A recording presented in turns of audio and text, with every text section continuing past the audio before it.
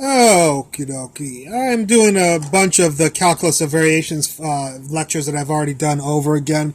Hopefully a little bit more streamlined than they were before.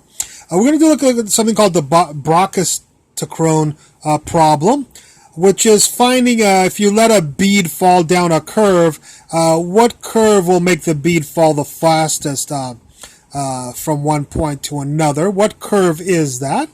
And that's what we're going to try to discover today is what curve that is. So the first thing we'll talk about here, we flipped upside down our XY axis, and here's our curve, and here's our little particle falling, and it's falling a distance y, and it's got a velocity of velocity here. And, we assumed the velocity was 0 at the top. So using energy conservation, the more it falls, the faster it'll go, so the potential energy will equal the kinetic energy if, again, we started off at 0 and at y equals 0 and with a 0 velocity at the beginning. If you solve this for Mr. V, you get this right here. So this will tell you the velocity. If you tell me how far it's fallen, I'll tell you the velocity. G, of course, is the gravitational constant. Time, of course, is distance, arc length distance, divided by velocity. So the derivative of this is dt equals ds over velocity as a function of y. Let's move over here, and just to make sure, I just put a little green mark there because all of this is one thing here. So this is this guy right here. We're going to do the integral. The integral of dt is time, and the integral of this side is this from a to b. We'll assume. Actually, I'm sorry. That won't be a to b. It'll be a little bit more specific than that. It'll be 0 to b. There's a little bit of errata. Fixing stuff on the fly here. Okay, so what is ds, the arc length? Well, in calculus, ds is the square root of 1 plus y prime squared dx. What is the velocity as a function of y? That's why we did this work here. The velocity as a function of y is square root of 2gy. So who's this velocity as a function of y? He's the square root of 2gy. So this is our problem right here, and we want to minimize the amount of time that takes for the bead to fall. So we want to minimize this integral, and of course our function will be this inside. We won't worry about the square root of 2g. That's just some constant you can pull out. So we have this is this, and the square root of y is this. There's our function, Euler-Lagrange function, and we'll use a calculus of variations formula, Euler-Lagrange. We'll notice that there's no x. So the no x formula, the Beltrami's first integral, is f minus y prime partial of f with respect to y prime equals some constant is our Beltrami's. The f is not a function of x here. So we can use this formula instead of the other formula. So who's Mr. F? Mr. F is this guy. Put this in here.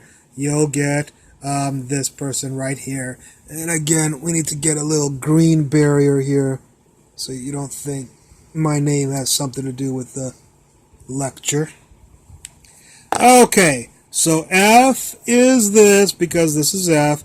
Minus is minus. Y prime is Y prime.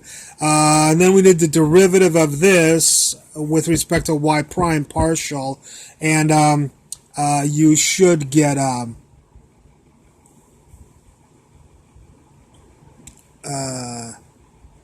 the partial of this with respect to y prime. There is the y prime and the partial of this, and we are missing somebody here.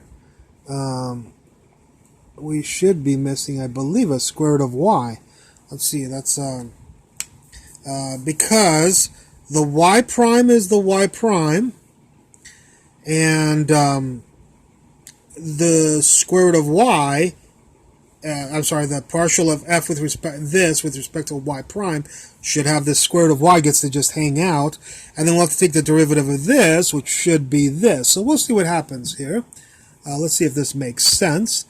Okay, so we end up with this. So we'll want to add the fraction here. We're going to add these two fractions here. I'm sorry, this equals C equals C. So when you plug this into here, you will get this, hopefully. Let's see if it does. Let's add these two fractions. You're going to have the square root of y, yes, and you're going to have this on the bottom, that's for sure. This will come over here when we add, and you'll get 1 plus y prime squared minus y prime squared. And so, yes, that was an error that I made. This needs to be in here, the square root of y. So sometimes we leave people out because this comes from other notes that I took. So this times this is 1 plus y prime squared minus y prime squared. Those y prime squareds will cancel, and you'll just get a 1 right there. That'll be the equal c. So if you add these two fractions, you will get this right here. I'm sorry, by the way, be very careful. This is just a y. There we go. Okie dokie, let's square both sides, and you get y, this, no square root. And I just c squared, I just called n, just to call it another constant. We'll need to solve for y prime.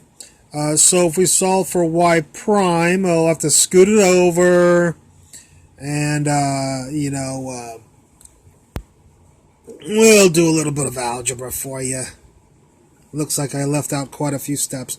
Alright, so you get 1 over ny, that's that guy, equals 1 plus y prime squared. So 1 over ny minus 1 is equal to y prime squared. So you'll need the square root of this. And this, of course, will be 1 minus ny over ny, the square root, equals dy over dx. Okie dokie, so is this what we get over here? There's the dy right there. And I believe I'm missing a little Mr. So maybe it's good we did the algebra. Yeah, I believe when we do this, be careful, all of this is here. Make sure I didn't screw up here. This is 1 minus ny, that's that. And then you'll have ny on the bottom. So you'll have an ny on the bottom, so this needs to be n in here. Alright, so you'll have the square root of ny there. That'll be that guy.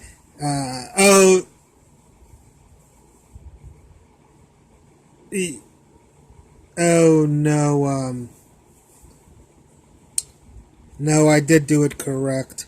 The square root of ny, no.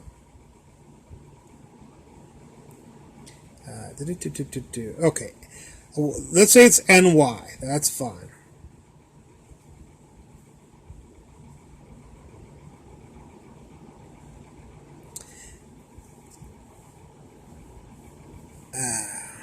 Mercy. All of these guys are going to be y's. Okie dokie.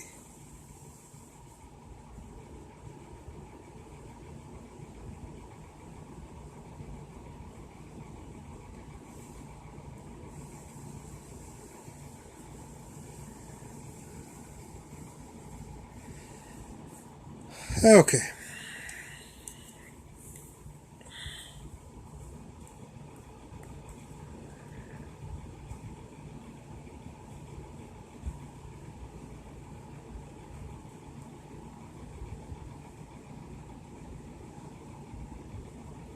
Alright, so this should be correct right here. And, boy, now I regret doing this. But this makes sense. This will be ny, so 1 minus ny, this will be ny on the bottom, square root, equals this. This will scoot up, so it will be square root of ny here. The bottom, though, doesn't look like it's this. It looks like it's 1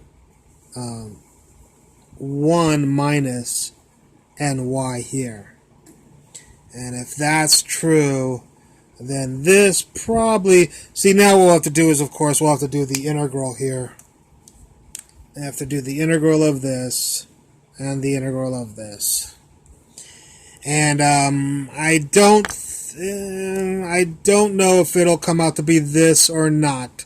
But that's an integral that, of course, can be easily done on a some sort of computer aided system. So we'll just have to do this integral, and hopefully it comes out to be this right here, n tangent inverse of square root of y over the square root of n minus y, close, minus square root of y, square root of n minus y plus some constant, and the integral of x dx, of course, is just x right there. So hopefully that works out.